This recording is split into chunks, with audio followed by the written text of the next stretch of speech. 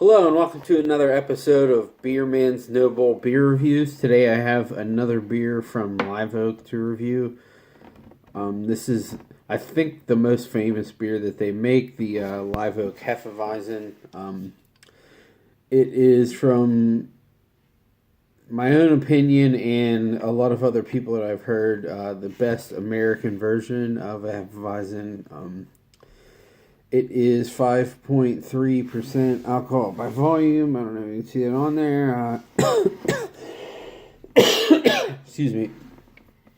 But variant style Hefeweizen. So, I think these guys, they do a lot of lagers and they try to be as close to traditional style on them as possible. So, and I also always appreciate the black and gold can as well. So, we'll crack this open and see what we got.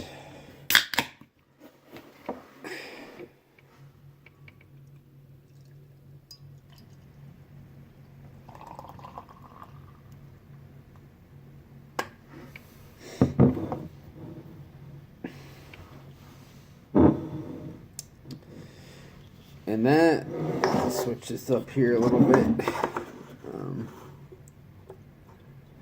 And that's one thing I've always thought was interesting about this beer is, it's not, it's definitely not completely opaque, but it's also not that cloudy. You can almost see through to the other side, so it's a little odd for Hefeweizen, but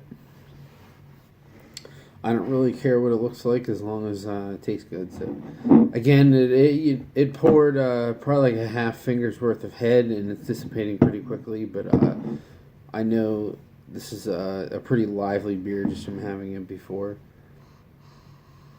Yep. So the nose is very estery. It's definitely more on the banana side, but it's really dry and bready at the same time. There's a little bit of yeasty spice character as well, but it's definitely all yeast driven. There's no bullshit coriander or anything like that in this at all.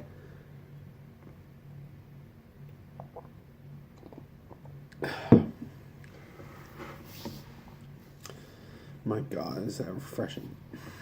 So, wow.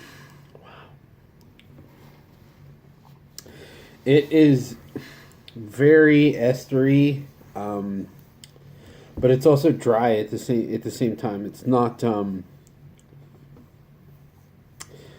doesn't taste like it's spiced. It's definitely all of that spice character is coming directly from the yeast. It has a little bit of a bready character, and also almost like a I don't even know how to describe it, like a marshmallowy vanilla character, which again is something that's definitely derived from the yeast. It's not, obviously there's nothing added to this. There's a slightest hint of clove. It's definitely banana forward, and it's not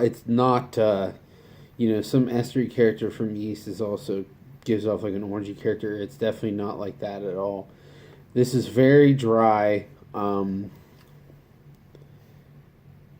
it's also, like I said, it has that bready character that makes it just a super simple, easy beer to drink.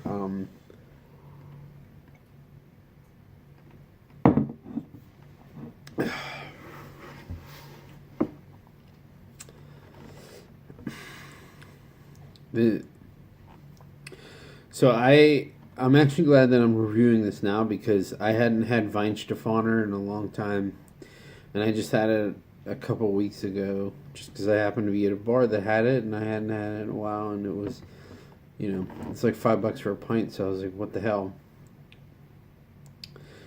And I would say I probably like that. Obviously, that one was more traditional, because it is the tradition. It's a German beer.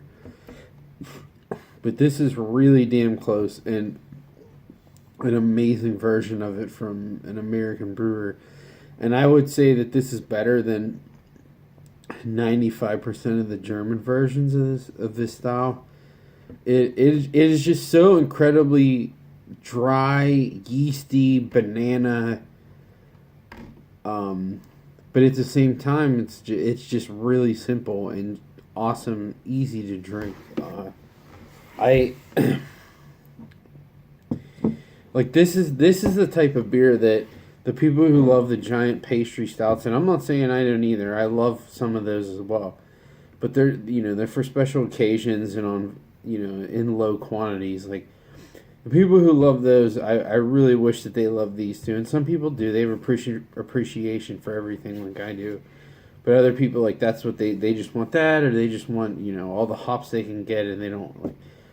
But if this type of beer to me is the ones that are really, really simple, but also just super flavorful and crisp and just easy to drink is really, really what impresses me, because something like this to me is a lot harder to replicate than those big pastry stouts, because all those adjuncts and stuff that's thrown in it, it's easy to cover up flaws with that. But this, all the flavor in this is coming from the yeast. It's not. The wheat doesn't really taste that much different than barley. All the flavor in this is the yeast, how it's brewed, how it's fermented, and that really takes some skill and knowledge to pull this off. So, my hat is definitely off. And also, that's saying a lot, because these guys right here, Brew Gentlemen, I think, just talking to Matt, one of the owners, this is when they created, what the hell's it called?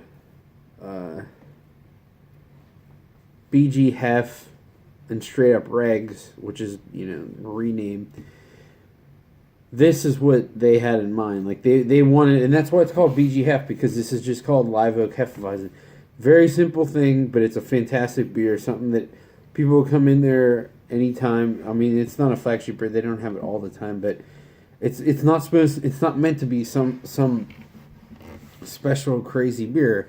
It's just an awesome beer for the style that people can drink all the time, every day. So I think it's pretty obvious from what I said what my thought is and my rating is, but just like I said with the Weizenbock, but this one is even times 10 past that, because the Weizenbock's very good, but it's 8%, so you can't drink that all the time. This is only 5.3, so this is absolutely an everyday drinker. So there's no reason, if you're in any area that gets this, that you shouldn't have this stocked in your fridge, because it's fantastic. It's a great beer, and it's really cheap for how good it is. So again, buy. I'll sound like Jim Cramer. Buy. Yeah, I don't think there's too much more to say about this guy. I don't. Other than maybe in New Glarus, like, they're Moon Man and what's the other one? The Bubbler. I can't think. Moon Man's not a hef, but Bubbler is also fantastic. Just there's American versions like this just don't really exist very much, besides these guys. So if you're around it, if you can trade for it, get it. And that's really all I have to say. Like, comment, subscribe, and I look forward to doing the next one. Thanks.